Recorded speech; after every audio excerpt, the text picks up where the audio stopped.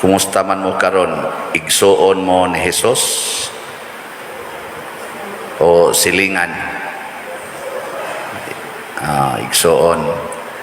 Nagtuman ba mo sa sugo sa Ginoo? Tuman? Wa na'y tingog. Una, kusog kay tang mangangkon nga ang amahan, ang Dios amahan, nga amahan ni Jesus, ato sang amahan. Ang inahan ni Jesus, si Maria, ato sang angkonon nga atong inahan. Kusog kay ta ana. Okay raman gyud, wa man ay problema kay mosugot raman gyud ng Ginoo, gani siya man gani mo mi-adapt nato nga iyang mga anak. Ang problema na anato kay di man ta kapasar sa requirement kasagaran. Ug unsa may requirement, simple ra kayo, mamati ug motuman sa sugo sa Ginoo or sa pulong sa Ginoo. Gilingian ay mong tupad. Nakapasar ka? Wa. Sige, sugdi karon. Pasar na ta. Basta wa gani gisugo sa Ginoo, ayaw sunda. Gisugo gani sa Ginoo, sunda gyud. Bahala nag mga matay. Mao na kining mga martyrs, sugod ni Jesus, kuyog sad si Maria, kuyog sad ang mga apostoles, hangtod na gyud ni abot dinhi sa South Korea, abot pa dinhi sa atong nasod, Pedro Calungsod, Lorenzo Ruiz, nagpamartir kay nagsigig sunod sa pulong sa Ginoo. Paminaw ko ang ila tingaling kanta ato mao ang kanta ni aning atong salmista. Unsa toy kanta nato tubag sa salmo? Agaka ako Ginoo, subay sa dalan sa imong kasuguan. Gusto mong agakon sa Ginoo diha? Di ka mo mangwakli? Agakon kas Ginoo kay ipabunog kas imong bana nga buangon. Ayaw gyud buwagi, di ka kamangwaklis Ginoo. Agakon kas Ginoo isip bana kay sige ra jud kag higugma anang yaw-yawan nimong asawa, magsige pagduda nimo, di ka kamangwakli og moadto sa imong kabit. Agakon kas Ginoo nga higugmaa lang ng imong anak, ayaw ginagbunoga, ayaw giyaw-yawi bisag tapulan kay nastanan, bugo pa mo tubag-tubag pagyod, di ka kamangwakli aron imong latuson. Agakon sa kus Ginoo kay kanang kolekta ipanghatag gid na sa mga kabus, di ka kumangwakli kay maniguro sa kus akong kaugalingon. Agakon kas Ginoo kay ayaw ginagkiskising kilay, ayaw nagkanang pakulori ang buhok aron mapakita yun nga nalipay kas Ginoo nga iyang gihatag na nimo, di ka kamangwakli kay gusto kang magpa-parlor kay aron mo arang-arang imong naw. Tubag. Agakon kas Ginoo kay papaliton kag slat, di ka kamangwakli kay pobre na kay ka. Mao na. Salamat sa nikuyog sa Ginoo nagpaagak na halinan tagahapon og mga jutay ra noon, pero okay na kay ni 73 ra ka slots gahapon. Pero abot nag 5,506 atong halin sa atong DOPS. Pakpak. Magiagak sa Ginoo. Naot untag daghan pag magpaagak sa Ginoo aron sunod buwan mahurot na ning atong 49,494 ka slots. Nindota ka no? Unya kun ang Ginoo mo'y moagak nato mga igsuon, ang tanang kasakit sa kalibutan o di man gyud tanan, mga 95% sa kasakit sa kalibutan iyang ipasinati nato. Ngano man kay iya tang tudluan nga ang kasakit maoy agianan gyud sa tinuod nga kalipay, kalambuan o kasantos sa kinabuhi. Why lain agianan? Timan igid ni.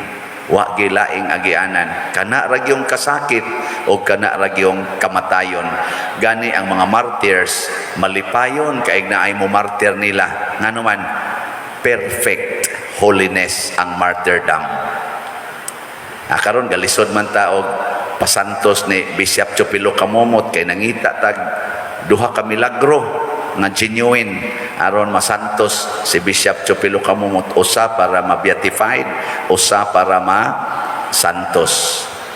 Pero mapruibahan gani ang usa ka magtotoo nga namartir, usa ra ka milagro santos dayon. Ano na siya? Gusto mo masantos? Pamartir. Ang mingaw mo kayo mga naong. Unsam din yung gisimba dinhi? Ang pagpahimo sa Ginoo, kanang siging pangayo, aron ma-safety, ma-secure atong kaugalingon. Mao man na kasagaran nato, hasta sa dako, nagpari, maining pari, kay, di kay lisod pangitag kwarta. Safety ba sa kaugalingon? Di na maoy ang atong pagsimba dinhiman or sa online, mao ang pagsunod sa pulong sa Ginoo ug sa kinabuhi nga gipuy-an sa Ginoo og kasakit ang iyang giagian.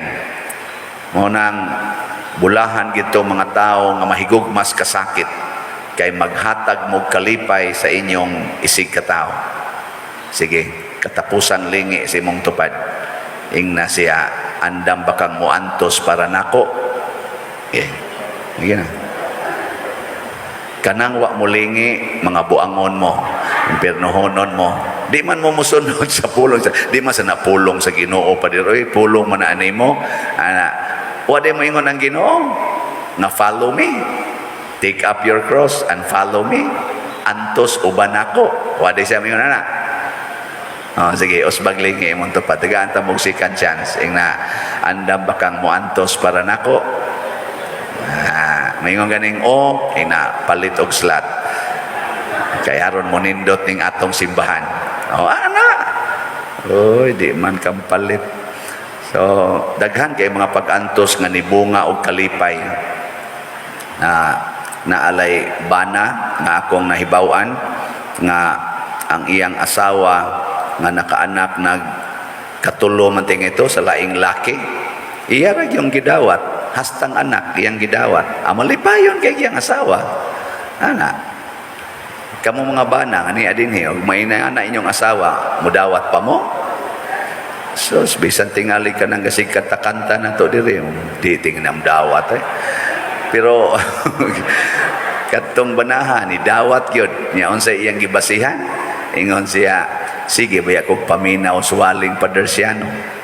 Niingon padersyano nga ang Ginoo nag-ingon pasayloag kapituan kapito ang nakasala nya kani kay katulo pa man di layo pa kay istanan, di ba?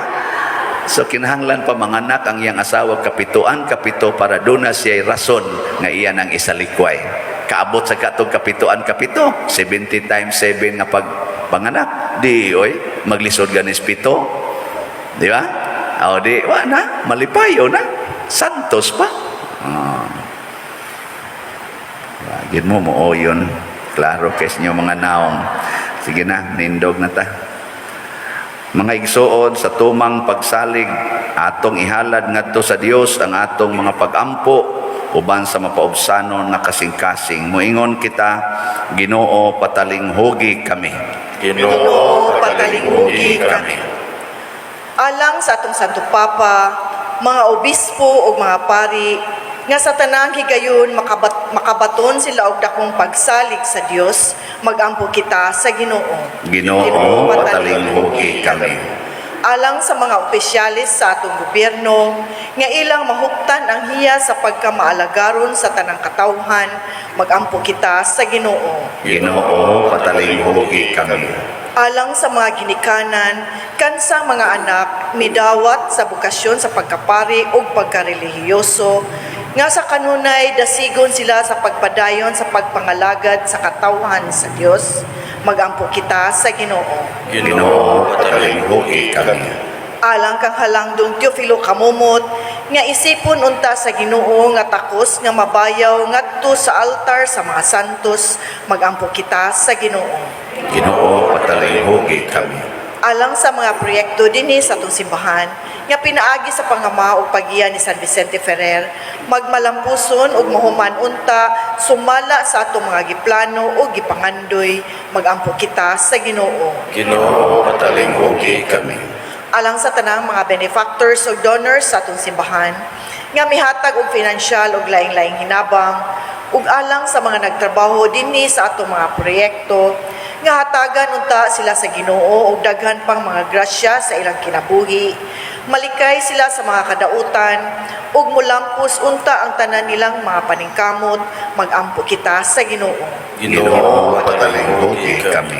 Alang sa atong mga igsuon nga nangamatay, nga madawat na nila ang ganti nga gitagana sa Dios, magampo kita sa Ginoo. Ginoo, patalinghugi kami. Ginoong Dios namo, dawata kining among mga pangamuyo nga gituboy nganha kanimo, pinaagi sa pangama sa mga martir, sila si Andres ug mga kauban, pinaagi ni Kristo nga among Ginoo. Amen.